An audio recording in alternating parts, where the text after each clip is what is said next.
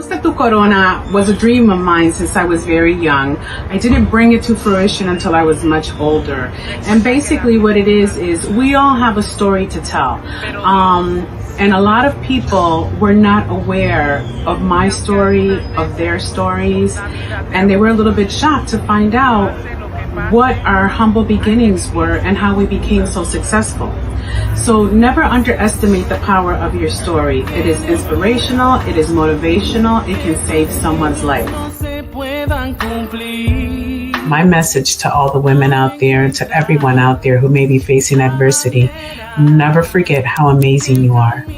Never forget how exceptional you are. Ajusta tu corona and keep it moving. Good evening, everyone. Welcome to Conversations with Ajusta Tu Corona. I am your host, Lillian Maldonado. So happy to be here tonight. If you are in the audience, please send a comment, a hello, a note. Let me know that you're out there. Once again, if you are watching me from the Lillian Maldonado page on Facebook, I do not see your notes until after the show is over. If you are watching me on the Ajusta Tu Corona page on Facebook and on and YouTube, I am able to see your comments. Hello, Richard. It's wonderful to have you here. I made it home. I had a rough week. I was in Connecticut, seeing an ill relative. Drove up. First, before I even left, drove halfway to Florida and was met with my parents, got my parents, came back, drove to Connecticut, drove back to South Carolina, dropped my parents off in Orlando yesterday, and drove back today. So it's been a very busy week of traveling for me. Thank you all for taking the time out to watch me tonight. Tonight's show is going to be rather quick. We are going to talk a little bit about Rising Strong. And then I'm going to talk a little bit about the gala. And then I will let you guys go on your merry way. Maybe I'll talk about the gala first, because that just pumps me up so much. So the Ajusta Tu Corona Gala is October 22nd. It will be held in Orlando, Florida. I am so excited. If you are from Connecticut, make it a vacation. Everybody vacations in Florida. Make it a vacation. Go down for the weekend. Enjoy yourself. Come to this fabulous event where you just feel alive and it's a cleansing of your soul. It's just a beautiful event. This year, we are opening the doors to men as well. So if you are a male in the Florida area and would like to attend the Ajusta Tu Corona event, you may do so. We are live. Our link is live. If you go to ajustatucorona.com, we have a web relaunch today, and under events, you will find out the information on the event. You can click the RSVP. It will take you to our ticket page and fundraising page and sponsorship page. We would be so honored if you attended or if you sponsored the event. If you are not able to attend the event, but would still like to purchase a ticket for a woman in the domestic violence shelter to attend the event, we would love that as well. We are grateful for whatever you guys are able to give or donate to this cause. We are sponsoring and fundraising for Help Now of Osceola, which is the domestic violence center in the Kissimmee area. We felt it only proper to pick somewhere that is hosting us this year. So we are being hosted in Orlando, so we picked shelter in that area. What else may I tell you? Lots of exciting things coming up. We have amazing guests, amazing panelists. We have amazing performances. I cannot believe how many people have volunteered to be a part of this event. That's how blessed we are. We're so grateful for that as well. And I'll think of something along the way. But for now, that is the excitement, is that the link is live for you guys to participate. Get your tickets now before the event sells out. Like I said, it's in a new area, and it is so, I can't talk now because now Richard is making fun of my speaking and my pausing because I'm so excited. So I am super excited about this event, as I stated before, and I'm just going to ignore my chat for a little bit. But in the meantime, I have Milagros is in the house. Thank you so much. I have a Facebook user that doesn't have a picture or a name, but I seem to find out that it might be Maritza.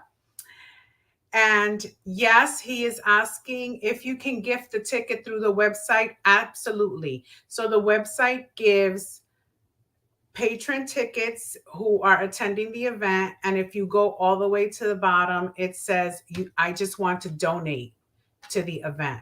So you are able to donate a ticket through that, and or buy a patron ticket and add a note that it is a gift for someone that is in a domestic violence shelter and that you're purchasing a ticket for them. What else can I tell you about?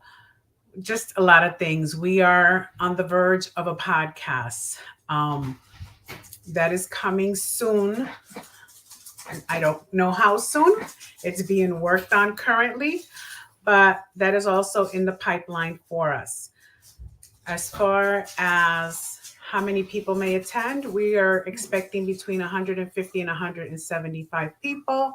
And as I stated before, get your tickets now before it sells out. My heart tells me that it will be a sold out event this year. Now, let's talk about tonight's topic, which is rising strong. So when you rise, where do you rise from? Obviously, down to up. So what does it mean when you are down and rising? Could mean you fell, failure. We all have bad days and weeks when nothing seems to go right. We also have times when we fail to achieve something that we really wanted and find it hard to cope. I was one when something didn't work out for me.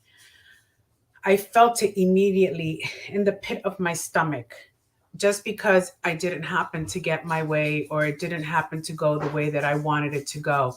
And I have to say that my life has been a journey, a lot of uphills, downhills, potholes, but it's not about how you stay down. It's about how you get up. Some people seem much more able to pick themselves up and dust themselves off down after these experiences. And it's not that, they're any better than you. They just found a way to coping skills. They found some positive habits, and how to deal with their failure and turn it into a more positive experience. In fact, they use failing as a way to learn and improve. And I really, when was researching this, really found this very interesting because, as I said, when I felt that I failed, I just felt it like in the pit of my stomach. I was like, oh my God, I wasted all this time. And not only that, but the constant nagging in the background of the people telling you, I told you so. I told you so. You should have not spent your money on that. You should have just saved your money. It was a waste of your time. So tonight we will discuss some of these skills and show you how you can develop an ability to deal more gracefully with failure. So one of the first things that I want to talk about is you have to recognize and accept your emotions. And I say that about everything. Before we can help anybody, they have to accept and acknowledge at where they are at this point in their life. Failure hurts, at least the first instance, and you need to accept that. Trying to minimize your feelings or distract yourself can be counterproductive. In the long term, just recognize your feelings for what they are and allow yourself time to hurt a bit. Don't, however, dwell on it for too long. That too is counterproductive, especially if you blame yourself. Take a few days for the pain to lessen and then start to move on. So before I learned these coping skills, moving on was not easy for me. So when they tell you take a couple of days, I could take up to 6 months, and something like a bad breakup was really hard on me. If someone in the family died, I'd still be crying 6 months later. Is this normal? It can be, depending on the situation. However, failing at a job should not have you upset for up to 6 months. Um, Failing in a relationship, perhaps it hurts, but if you're still severely depressed after 6 months, then we definitely ask that you seek professional help. And the first thing that we want to do is, the second thing is, don't make it personal. One reason why some people find failure devastating is that their identity is tied up in succeeding. So, in other words, when you fail, you think, oh my God, I'm a failure, rather than perceiving that you have experienced a setback in your job or in your journey. You think, I'm a failure. And that's where I was. Like, people would say, oh, you wasted so much money. You invested all that money for what? For nothing. Try not to see failure or success as personal. Instead, it is something that you experience. It does not change the real you. You are still Lillian. You just had a setback and whatever your goal was at the moment. This comes back to Kipling's point and failure, not intrinsic parts of you. Part of your identity should be I am success or I am failure. Don't worry what anyone else will think. Sometimes our views about success and failure are tied up in what other people will think about us. Oh, that was a big one for me. The more mature you get, the better you are at dealing with these things. And the more self-development you get, the more reading you do, the more studying that you do, these things tend to slide off of you because you realize that it's really not about you. And when they judge you, it's their issue, not your issue. You cannot ever control what other people think, nor should you ever do something simply because it will please other people. How many of us are guilty of that? Answer and interact with me. Interact in that little chat box. Ask me questions. Nor should you ever do something simply because it will please other people. It is easier to accept both success and failure if you define them in your own terms. What success is for me is not the same thing for someone else. Like, some people can think success is having $1 million. And we had a guest recently on the show whose success was being able to walk over 7 mountains. Why? Because 2 years ago, she couldn't even get out of the bed from the darkness that she was in, from the depression that she was in, that consumed her mind. And just recently, she walked over 7 mountains, and to her, she was the most successful person in the world. So everyone's success is different. Some of it may look as monetary. Some may look at it as a health issue and overcoming a health issue. You can't judge people for what they consider to be a failure or a success.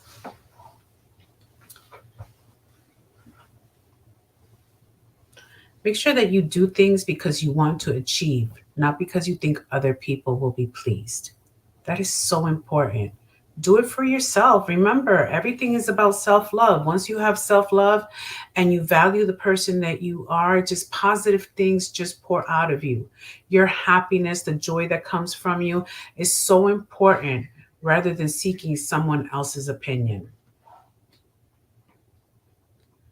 We want to take the right amount of responsibility. We have all met people who are always ready to blame others or events for their lack of success.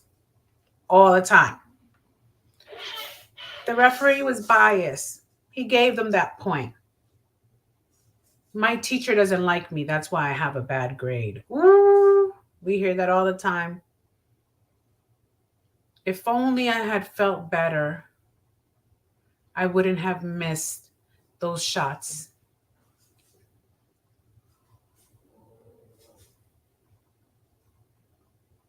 So we have Richard in the house who studies Stoicism. And he said that a lot of these notes come from the realm of Stoicism, meaning people who no longer let other things affect them, people who let things slide off, who don't have a reaction either way. And he states that the only person you should be comparing, I can't see the rest of your note, Mr. Richard. The only person that you should be comparing yourself to is yourself from yesterday. Only you can determine your success. Absolutely. Absolutely. Start creating, and then we have Maritza, start creating that relationship with yourself. Get to know who you are and live your unlived life. And like absolutely, but what is your unlived life? And it's a broad spectrum, and I'll give you a perfect example. So when I went to visit my ill relative in Connecticut this week, I went with my dad, and my dad was so heartbroken, and he said, I just feel so bad for him. You know, he hasn't lived his life to the fullest. He hasn't been anywhere. And my sister hasn't been anywhere either. And I said, well, what makes you think that they don't feel that they've lived a full life because they haven't traveled as you have? And then I had another cousin who said to me, I don't feel that I'm missing out on life because I haven't traveled. She said, I feel perfectly content with my life. So it's another point of what is success for some people and what are failures for others. So some people feel that you haven't lived if you haven't traveled, and others feel like I live a perfectly content life without having have traveled. So it's a little difficult to decide what is and isn't happiness for other people or for fulfilling for other people. We don't really know. And the other thing is, it is important. Let's see, where were we? So Richard was talking about Stoicism, and I guess this has a little bit to do with that, because it's basically telling you that though you're falling and thinking that you failed and you may be brokenhearted or thinking that this is the end all of alls, it's really just a little bump in the road that you shouldn't take to heart that much. It is important to recognize when other external factors have affected your success. You don't need and should not try to blame yourself for everything, particularly if it is outside of your control. It is, however, also important to recognize what you yourself could have done to improve matters. For example, could you have trained or worked harder? Was your revision really all that it could have been? Did you really prepare for that interview in the best possible way? Take responsibility for the factors over which you have control, and don't be tempted to hide behind excuses. That's really what we're talking about here. What is, what isn't. Use failure as a way to improve. Don't think of failure as a failure. Instead, think of it as life's way of showing you that you need to improve and how to do so. Like I said, my life was not easy, a lot of bumps in the road, lots of potholes, but it did not deter me. I felt that they were just lessons, and I knew the next time I tried what didn't work, so I continued. In particular, ask yourself what you could have done differently to achieve a better result. Then consider how you could put that into practice to help you to improve for next time. One of the things that is huge as a life coach, and just as you don't have to be a life coach, is put it on paper. Journal. Journal how you're feeling. Are you feeling sad? Are you feeling angry? What are the emotions that you are feeling when you fail? And then ask yourself, why am I feeling like this? When you put things on paper and you go back and you look at it and you say to yourself, "Oof, why did I make such a big deal about that? How petty was that?" So these are things that you have to stop and take into consideration when you think that you failed. It could be a lesson learned, something that you needed to know before you reached your full success. So that is my show for this evening. It is a short one. I tend not to speak as much when I don't have a guest, unless you guys have some question and answers for me, which I would love. I learned to love my person through my illnesses, and now I'm strong and a happy person. That is Milagros. And once again, when you are at the brink of success, or when you are at the brink of failure, or when you're at the brink of a chronic disease, your mind tends to change and you think, do what people say really matter? Like, is failure the end all? Is the failure of the project? Is the failure of the workbook? Is the failure of not achieving my goal by such and such a date a horrible thing? Absolutely not. Everything comes in its right time. And I want you all to remember that. So if I have any questions out there, please write them, interact with me. What would you like to know about our gala? Once again, as I was stating, we are sponsoring Help Now of Osceola, a domestic violence center near and dear to my heart.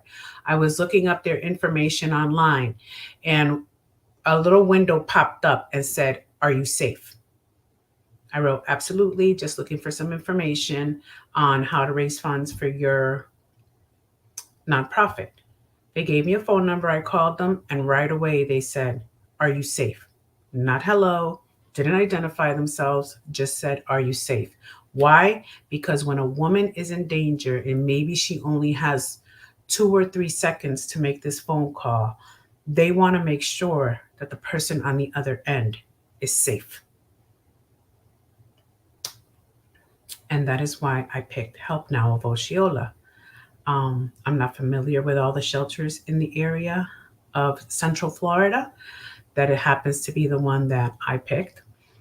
I will be in the Orlando area in and out in the next few months. If you are a sponsor, and if you are someone that would like to sponsor the event, I would be happy to meet with you. If you would like to know more about Help Now of Osceola, please write me, send me information.